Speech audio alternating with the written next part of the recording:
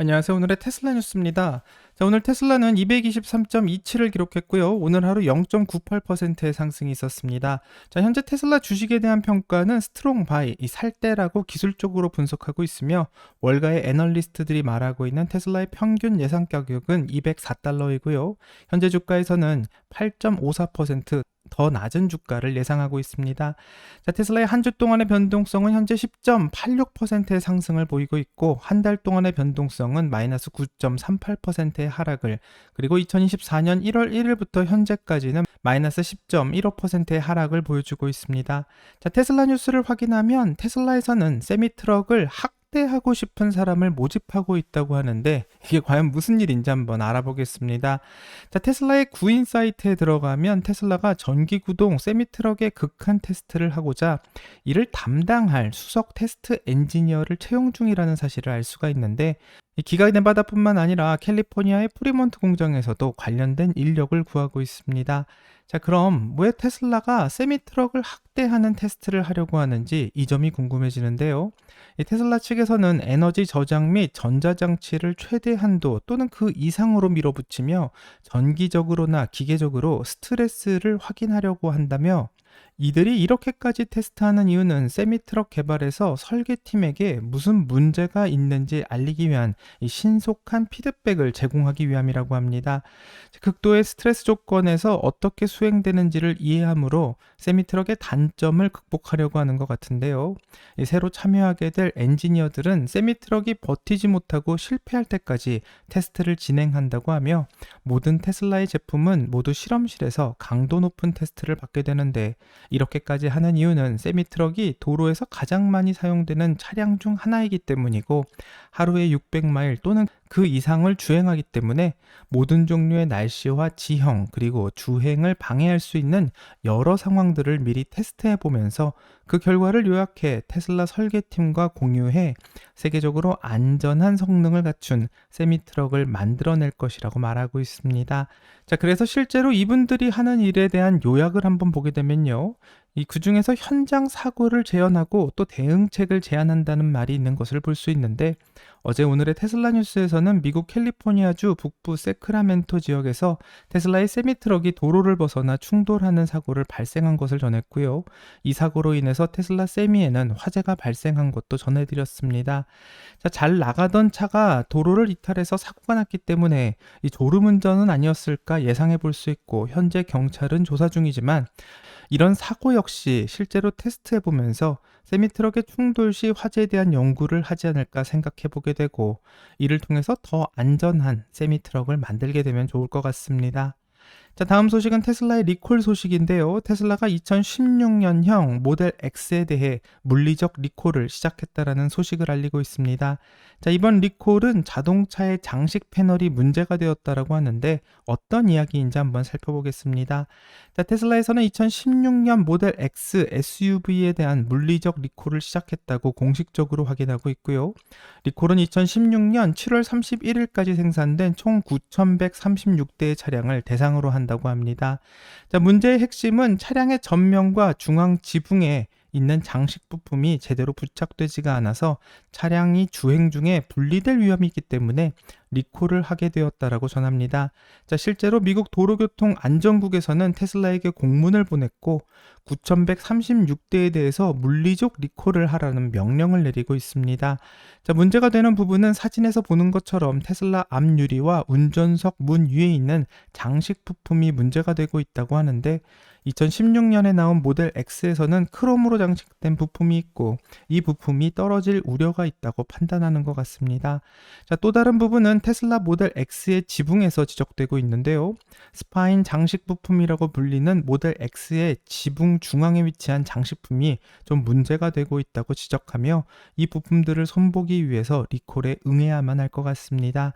자, 이 부품을 고정하는 방법으로는 우레탄을 사용해 부착하는 방법이 사용되고 있는데, 미 도로교통안전국에서는 부품의 부착력이 약해져 이 부품이 주행 중 분리될 수 있다는 것을 걱정하고 있고 2020년 11월 2016년 모델 X에 대한 검사를 실시할 당시만 해도 당시 검사 방법은 최대 60N의 힘을 가하는 것이었고 또 60N의 힘에 견딜 경우에는 부품 교체를 할 필요 없다고 판단했지만 이번에 새로운 검사 방법으로는 최소 120N의 힘으로 검사를 해 불합격 판정을 받게 된다면 전체를 교체하라고 명령하고 있기 때문에 모델 X를 리콜하는데 어느 정도 테슬라에서는 비용이 청구될 것만 같습니다.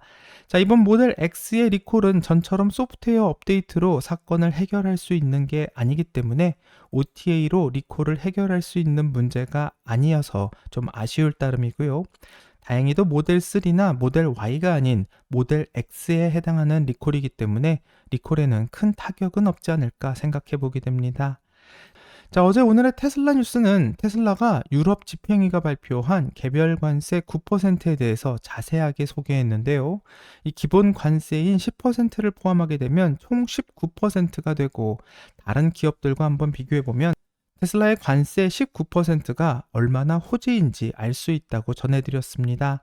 자, 오늘 중국 상무부 대변인은 중국산 전기차 수입에 대한 유럽 집행위의 조사가 불공정 경쟁을 조장하고 있다는 지적을 하는 발표를 했는데요. 이 대변인은 집행위가 미리 정해진 결론을 만들어 놓고 중국 전기차에 관세를 매겼다라고 주장하며 앞으로 중국은 중국의 전기차 제조업체를 방어하기 위해 필요한 모든 조치를 취하겠다고 밝히고 있습니다. 자, 중국 상무부는 자국의 권리를 보호하기 위해 세계무역기구에 이의도 제기했다고 하며 이번 일에 대해서 상당히 유감을 표시하고 있는데요. 이 테슬라가 받은 중국에서 만든 전기차의 수입 관세 19%는 이 상하이 자동차와 비교했을 때 굉장한 혜택이라는 것을 알 수 있고 만약 두 회사의 전기차 가격이 같은 상황이라고 한다면 과세로 인해서 28.6%의 가격 차이가 발생하게 되는 일입니다. 자, 만약 테슬라의 전기차가 상하이 자동차에 비해서 저조하게 판매된다면 가격 인하를 할 수 있는 여력도 생기는 것이고요. 그냥 그대로 판매하게 된다면 다른 회사보다 더 큰 마진이 생기는 일이기 때문에 이 역시 장점이 된다, 이렇게 설명할 수 있을 것 같습니다. 자, 이번 발표로 인해서 베어드는 테슬라의 평가를 아웃퍼폼 등급을 유지한다는 발표를 해서 테슬라 관세에 대한 평가를 내리고 있는데 이 베어드의 분석가인 벤 칼로는 유럽에서 매긴 관세가 생각했던 것보다 더 낮게 책정되었다라고 분석하며 유럽에서 테슬라 전기차의 추가 관세로 9%만 더 내게 되었고 이것은 예상보다는 나쁘지 않은 결과라고 말하며 관세를 추가로 9%나 더 내는 것이 긍정적인 요소라고 말할 수는 없지만 유럽이 다른 회사들에게 부과한 관세가 실제로 엄청나기 때문에 테슬라의 관세는 판매에 영향이 적을 것으로 분석하고 있습니다. 자, 다른 중국의 전기차 기업은 테슬라에 비해서 심지어 4배까지 부과받고 있는 것을 보게 된다면 이를 긍정적으로 평가하고 있는 것 같은데요. 현재 상하이 자동차의 개별 세율은 37.6%로 책정되었기 때문에 테슬라가 받고 있는 9%와 비교한다면 정말 테슬라에 비해서 4배 이상 관세가 붙게 되는 것이고 상하이 자동차 입장에서는 이것이 불공평하다, 이렇게 주장할 수도 있을 것만 같습니다.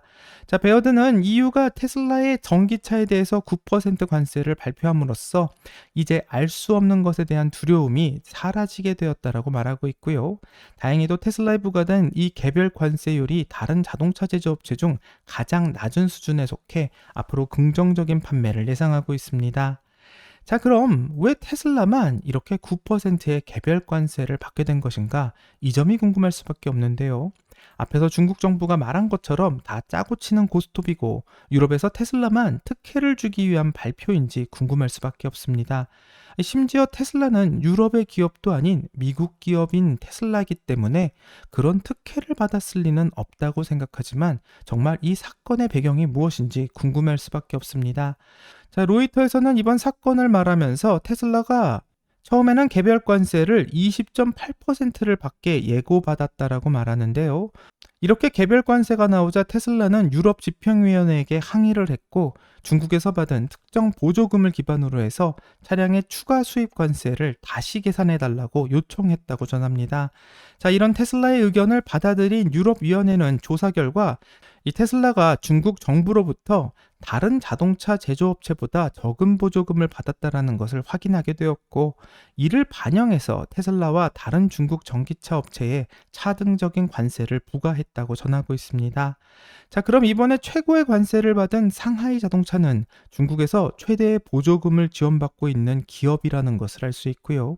테슬라는 중국에서 최저의 보조금을 받고 있는 기업이기 때문에 유럽에서는 이 점을 고려해 개별 관세를 적용한 것으로 보입니다. 자, 하지만 아직 유럽의 중국 전기차에 대한 수입 관세는 임시적인 결정이고 EU 회원국이 이를 승인하면 그때부터 효력을 발휘하게 될 예정인데요. EU의 27개 회원국은 오는 11월에 추가 관세를 승인할 것으로 예상하고 있기 때문에 정말 지금처럼 통과가 될지는 그 결과를 기다려봐야 될 것만 같습니다.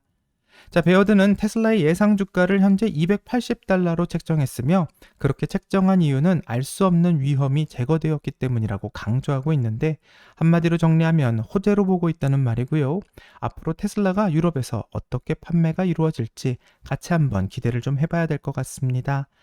자, 마지막으로 나더 테슬라 앱이라는 웹사이트에서는 이 독점 기사를 보내며 테슬라의 FSD 버전 12.5.1.4가 하드웨어 3를 지원한다라는 기사를 발표하고 있습니다. 자, 이미 X에서는 관련된 소문이 나온 적이 있고 테슬라의 직원만 현재 사용하고 있다라는 루머가 돌았는데, 실제로 앱의 화면을 보게 되면 제일 아래 테슬라 FSD 12.5.1.4가 설치된 것을 볼 수 있고, 문제는 이 차가 하드웨어 3인지 정확하게 확인이 불가능하기 때문에 계속 루머로만 남아져 있었습니다. 자, 해외에서는 FSD 12.5가 이미 출시가 되었고요. 이 많은 사람들이 리뷰를 남기면서 호평이 일색인 상황입니다. 하지만 아쉽게도 12.5가 작동되는 차량은 하드웨어 4가 장착된 차로만 한정되어 있기 때문에 최근에 차량을 구입한 사람에게만 해당이 되고, 대부분의 사람들은 언제쯤이나 돼야 하드웨어 3에도 12.5가 가능하게 될지 마냥 기다려야만 하는 상황이었던 것 같습니다. 자, 일론 머스크는 처음에는 FSD 12.5가 배포된 후 약 10일 후쯤이면 하드웨어 3에 사용할 수 있을 것으로 예상된다 말했는데, 예상한 10일의 날짜가 지났지만 출시가 되지 않자 이 많은 오너들은 자신의 차량이 최신 버전의 FSD를 실행할 수 있는 건지 점점 확신이 없어졌던 것 같습니다. 자, 하지만 이제 3주가 지나고 드디어 12.5가 출시될 것 같은 상황인데요. 이 업데이트를 정말 애타게 기다려온 하드웨어 3의 소유자들에게는 굉장히 기쁜 소식이 될 것만 같습니다. 왜냐하면 현재 대부분의 하드웨어 3 차량은 FSD 12.3.6을 실행하고 있는 상황이고요. 하드웨어 4의 차량은 FSD 12.5.1.3을 실행하고 있는데, FSD 12.5에서는 잔소리가 없는 FSD가 들어가 있는 것으로 알려져 있고, 이 차선 변경의 개선과 신경망을 사용한 고속도로의 주행 등 많은 것들이 변경될 예정이기 때문에 이 새로운 FSD 12.5에 기대를 안 할 수가 없는 상황입니다. 자, 테슬라에서는 하드웨어 4 차량에 제공되는 추가 컴퓨팅 성능 덕분에 12.5를 하드웨어 4가 설치된 차량에 먼저 테스트하고 하드웨어 3에 출시하기 전 많은 데이터를 먼저 수집해 이 도움을 받고 있다라고 말하고 있고요. 이런 방식은 제품을 먼저 만든 후 코드를 최적화하는 것이 더 쉽다고 알려져 있기 때문에 앞으로 FSD 12.6 또는 12.7이 나오더라도 하드웨어 4를 먼저 지원하고 하드웨어 3는 한 달 정도 계속 기다려야 할 가능성이 높아지는 것 같습니다. 자, 하지만 테슬라의 차량의 거의 85%가 여전히 하드웨어 3를 사용하고 있는 것으로 추정되기 때문에 FSD 12.5가 출시된다면 이전보다 더 큰 이슈가 될 것이라고 생각하게 되고요. 알려진 바로는 새로운 FSD의 모든 파라미터가 12.3.6보다 6배 증가했다라고 알려지고 있기 때문에 과연 새로운 AI 모델을 하드웨어 3에서도 적용하는 데 성공할 수 있을지 많은 관심이 모여지고 있습니다. 자, FSD 12.5가 하드웨어 3 차량에 적용되게 된다면 그 성능은 이전과는 비교할 수 없을 정도로 더욱 자연스러운 운전을 하게 될 것으로 예상되고 있기 때문에 테슬라의 출시를 한번 기다려보고요. 또다시 한 발짝 진보된 FSD를 많은 사람들이 경험할 수 있게 될지 같이 한번 기다려봐야 될 것 같습니다. 여기까지가 오늘의 테슬라 뉴스고요. 오늘 영상이 도움이 되셨다면 구독과 좋아요 그리고 알람 설정 부탁드립니다. 오늘 좋은 하루 되시고요. 오늘의 테슬라 뉴스는 내일 또 새로운 소식으로 다시 찾아오겠습니다. 감사합니다. 감사합니다.